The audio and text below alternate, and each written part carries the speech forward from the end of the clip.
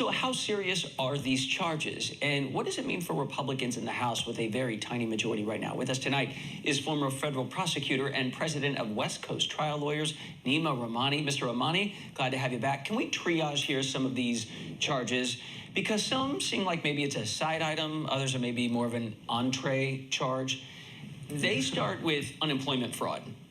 I have to be honest, almost everyone I know has filed questionable claims on unemployment, and they said, well, yeah, this week I applied at Subway and I applied to be the CEO of a Fortune 100 company.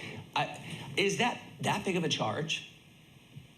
Well, Chance, it's one thing to say that you're looking for a job, and it's a whole nother thing to say that you're not working while you're collecting a $120,000 salary from a Florida investment firm. That's just good old straight unemployment fraud. That's getting money that you are not entitled to. I would say that that's very different from saying that you're looking for a job, which is one of the requirements to collect unemployment insurance. Okay. So that's kind of the meatloaf. That's not just the little corn on the side. Because to me, I thought, that's an interesting one. Okay, now let's get to the rest. Maybe I was thinking of this as the entree. Using campaign donations to pay off personal debt, buy yourself fancy clothes. Are we in Imelda Marcos territory? How serious is this? Well, I don't know if we're quite there, but here's someone that has taken at least $50,000 in campaign funds and used them for those fancy sweaters that he seems to be wearing all the time. This is a big no-no, what you're not supposed to do. You're not supposed to take campaign funds, launder them through your personal bank accounts and pay off credit cards and even just take out straight cash. So that's wire fraud, that's a violation, and that's really the meat and potatoes, if you want to say, of the indictment here. How about filing improperly your House financial disclosure forms? My mind immediately went to Charlie Rangel, a Democrat, but also from New York. He was the top guy in the House at the time on tax policy, and he underreported $500,000 of assets in 1 year alone. It only came out after, remember that picture of him lounging at his beach house in the Dominican Republic showed up? He hadn't claimed $75,000 in rental income or paid the taxes on that. Rangel, in the end, he amended the form, he got censured, done deal. How egregious is the issue if Santos underreported assets? Yeah, I would say this is the appetizer. This is something that you don't typically see, this type of charge, at least, federally. So you mentioned Representative Rangel, he was censured. That was an ethics issue, obviously.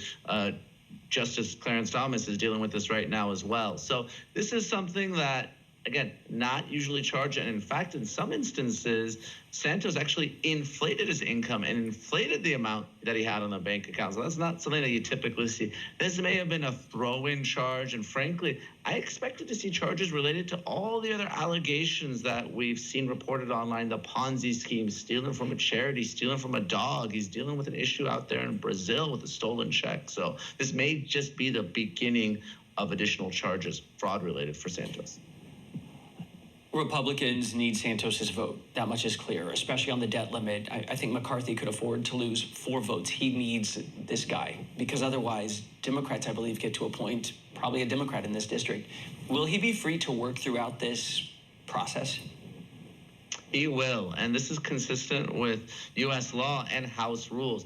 You can be indicted, you can even be convicted and still be a member of Congress. Now, the McCarthy rules say that if you're under indictment, you're not going to sit on committee. So we heard him say that Santos isn't on a committee right now, but he can still vote. And even if he's convicted, that's when the House rules prevent a sitting member of Congress from voting if that conviction results in a sentence of potentially 2 or more years. And of course, the wire fraud here is a potential 20-year sentence.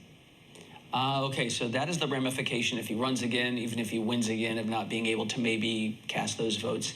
Let me ask you then, Mr. Rahmani, we have seen some really screwball claims of I was this star volleyball player, or I helped do the Spider-Man Broadway show that closed after a few, show. I don't know. It's been very odd. But when you look at the legal charges, what do you think is the issue here? I mean, did he have a general lack of sophistication in whatever he seemed to be doing financially? Chance, it's tough to say.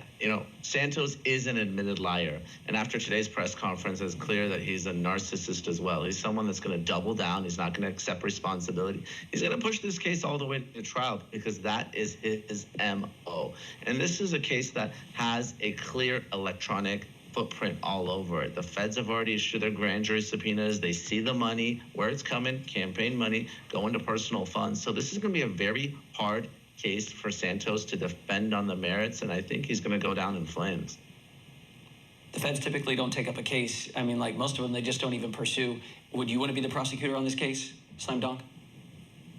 Oh, I would love to be the prosecutor on this case because this is going to be a layup. And like you said, the feds don't go to the grand jury until they have a bulletproof case, a made hand, especially when you're going after a sitting member of Congress. They have the luxury of waiting. These are what we call proactive investigations. They're not reacting to something that they have to move on quickly. That's why it took months, and that's why I fully expect Santos to get convicted at trial. Neama Rahmani, good to have you here tonight. Thank you. Thanks for having me as always.